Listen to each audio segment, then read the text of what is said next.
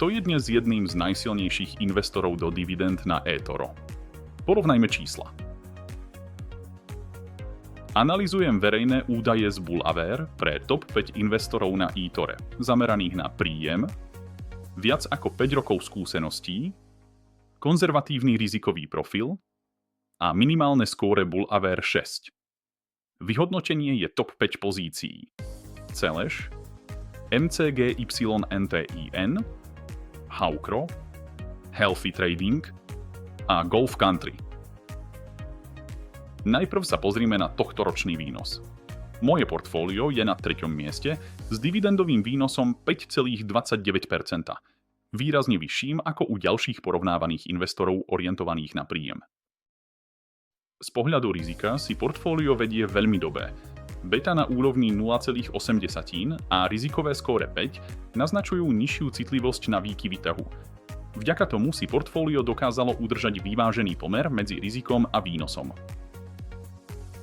Pozrime sa aj na fundamenty portfólia. Pomer ceny k zisku, teda PE, je 15,5 a pomer ceny k tržbám 2,2. Návratnosť aktív dosahuje 20,9%, pričom dividendový výplatný pomer zostáva na úrovni 27%. To ponecháva priestor na ďalší rast dividend. Bullaware hodnotí portfólio skóre 7,15 z 10 bodov, teda ako strong.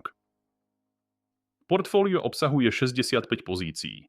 7 z nich sú zmrazené ruské akcie, ktoré dnes nie je možné obchodovať. Napriek tomu zostáva aktívna časť portfólia široko diverzifikovaná naprieč sektormi aj krajinami a približne 88% investícií smeruje do dividendových spoločností.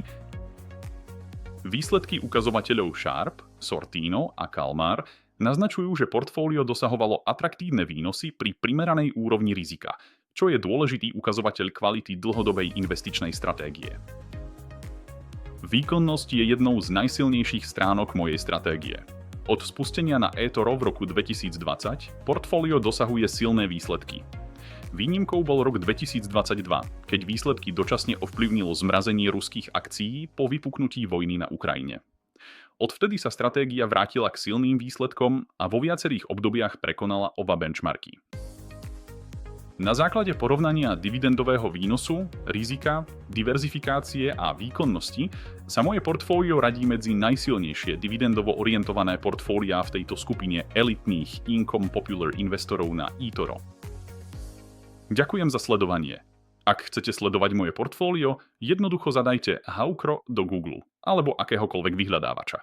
Nájdete môj profil na eToro alebo YouTube kanály a tam všetky moje najnovšie aktualizácie portfólia. Vidíme sa v ďalšom videu.